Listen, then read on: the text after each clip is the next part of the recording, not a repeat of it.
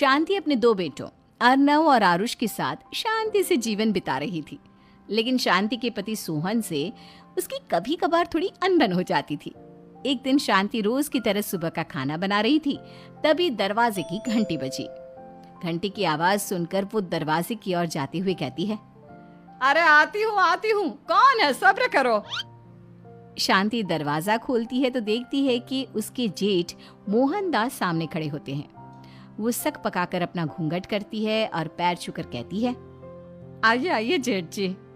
कैसी हो शांति? जी मैं तो बिल्कुल ठीक हूँ, सब आपकी मेहरबानी है भाई साहब। शांति और मोहनदास की बातें सुनकर शांति का पति सोहन और उसके दोनों बेटे बाहर आ जाते हैं। अरे भैया राम राम, कैसे हो आप? राम राम भाई। अरे शांति, ऐसे खड़ी खड़ी क्या देख रही हो? चाय कॉफी कुछ लेकर आओ, भैया आए हैं। शांति तेजी से रसोई की ओर आगे बढ़ती हुए कहती है, अरे मेरी माँ, गेट खोलने के चक्कर में मेरे तो चावल ही जल गए। वो दौड़ी दौड़ी रसोई में जाती है और देखती है कि सारे चावल जल गए हैं। वो दोबारा चावल बनाने में लग जाती है। इतने में सोहन आवाज लगाता है, अरे शांति, तुम्हारे चावल का रोना खत्म हो गया हो तो चाय ले आओ। जी लाती हूँ अभी। शांति जल्दी जल्दी चाय बनाती है और मोहनदास को चाय देती है। सब एक दूसरे की खैर खबर पूछते हुए चाय पीते हैं।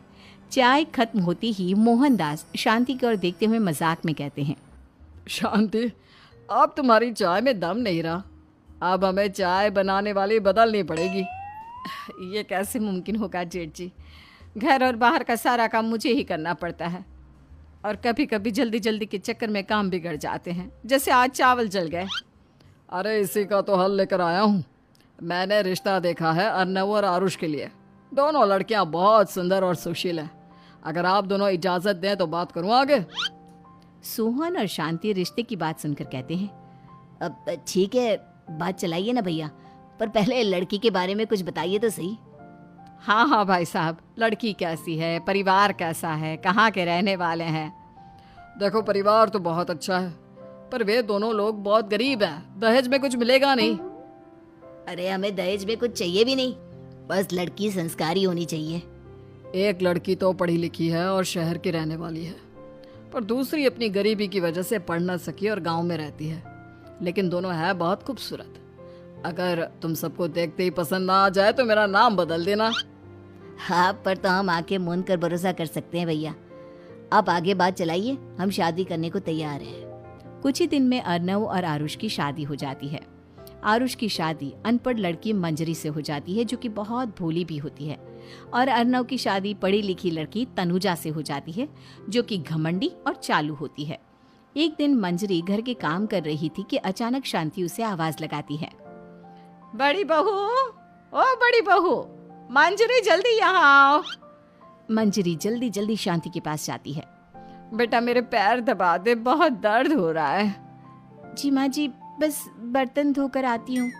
अरे बैठ यहाँ, मेरे पैर में बहुत तेज दर्द हो रहा है, बर्तन छोटी बहू धो लेगी। मंजरी शांति के पैर दबाने लगती है तो शांति तनुजा को आवाज लगाती है, छोटी बहू, और छोटी बहू। तनुजा थोड़ी देर से आराम से चलकर आती है।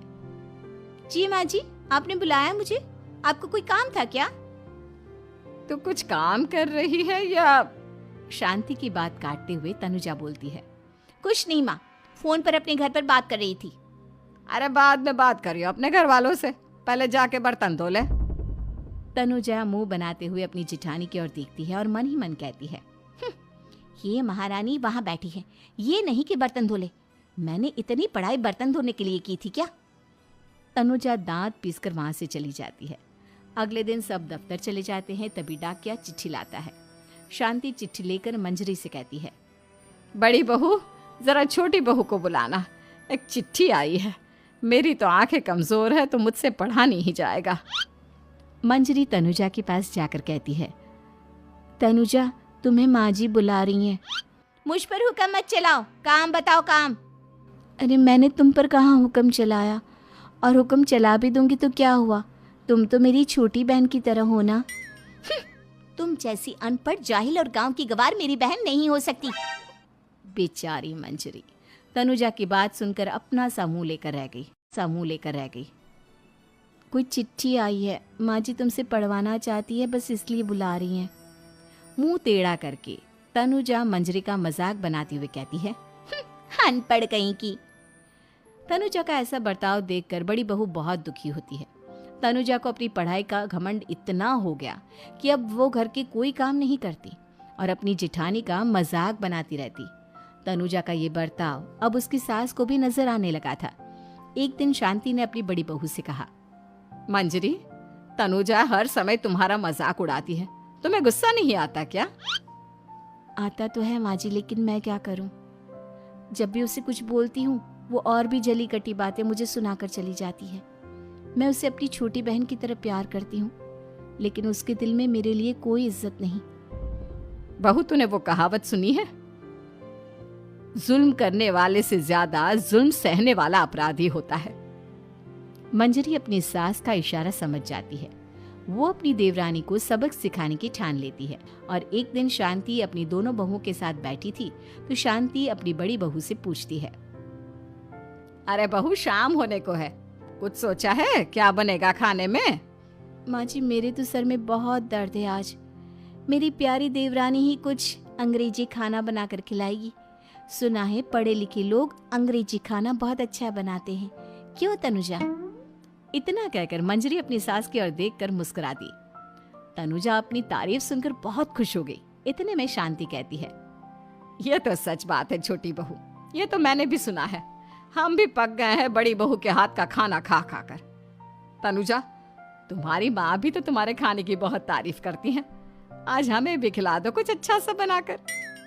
शांति की बात सुनकर छोटी बहू और आसमान पर चढ़ गई, पर उसे ये कहाँ पता था कि उसकी सास और जेठानी उसे सबक सिखाना चाहती हैं। तनुजा अपनी तारीफ सुनकर खुश तो बहुत होती है, पर सोचने लगती है, मुझे तो कैसा भी खाना बनाना नहीं आता। अब मैं क्या करूंगी? अगर मैंने इनको सच बता दिया तो मेरी सारी इज्जत मिट्टी में मिल जाएगी। अरे छोटी बहू, क्या सोच रही हो? खिलाओगी ना अपने हाथ का अंग्रेजी खाना? छोटी बहू हाँ में सर हिला देती है। अचानक से उसके दिमाग में एक आइडिया आता है। मैं इंटरनेट से देखकर कुछ बना लेती हूँ, मेरी वाहवाही पूरे घर में हो जाएगी। मुझे कौन सा रोज रोज बनाना है। माँ जी, आज आप सबको ऐसा खाना खिलाऊंगी, ऐसा खाना खिलाऊंगी कि। इतने में शांति छोटी बहू की टांग खींचते हुए कहती है कि पता नहीं कैसा खाना खिलाओगी। ए ऊपर वाले, हमारी रक्षा करना। इतना बोलकर शांति और मंजरी दोनों जोर जोर से हंसने लगते हैं। अब तनुजा रसोई घर में चली जाती है और खाने की तैयारी करने लगती है, पर उसे रसोई घर की चीज़ों के बारे में तो कुछ नहीं पता। जैसे तैसे सारी चीज़ें निकालती है और इंटरनेट पर देखकर खाना बनाती है। कुछ ही देर में सब लोग घर आ जाते हैं। अरे सुनते हो, आज का खाना हमारी छोटी बहू बना रही है। अरे वाह, आज तो फिर कुछ अंग्रेजी खाना खाने को मिलेगा। कुछ ही देर में खाना बन जाता है तो छोटी बहू सबका खाना लगा देती है। इतने में बड़ी बहू कहती है, क्या बात है देवरानी जी, आज तो बहुत अच्छी खुशबू आ रही है। ये बात तो सही कही बड़ी बहू तूने, खुशबू तो अच्छी है। ऐसी खुशबू तो मेरे खाने में भी नहीं आती। सब मिलकर छोटी बहू की बहुत तारीफ करते हैं और छोटी बहू 7वें आसमान पर बैठ जाती है। अब सभी खाना खाते हैं। जल्दी जल्दी दो, अब तो मुंह में पानी आ रहा है। हाँ हाँ, मुझसे भी नहीं रुका जा रहा। जैसे ही सोहन एक निवाला खाता है तो उसकी आंखों से पानी आने लगता है। ये देखकर शांति सोहन से पूछती है, क्या हुआ जी, खाना इतना अच्छा बना है कि आंखों से पानी आ गया? सोहन चुप रहता है और धीरे धीरे से खाना शुरू कर देता है। इतने में सोहन छोटी बहू से कहता है, बेटी तुम भी तो खाओ, तुम क्यों रुकी हो? खाना सच में बहुत अच्छा है। ये कहकर सोहन जोर से हंस देता है। फिर सब खाना खाने लगते हैं, लेकिन खाने में नमक और मिर्च तेज हो गई थी। तनुजा से कोई कुछ नहीं बोलता, बल्कि उसे भी खाने को कहते हैं।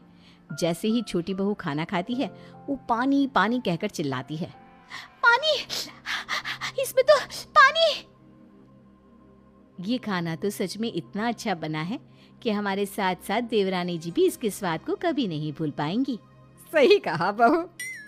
तनुजा को अपनी गलती का एहसास हुआ और उसने अपनी सास से कहा, माँ जी ये मेरी गलती नहीं है, इंटरनेट पर दिखाया था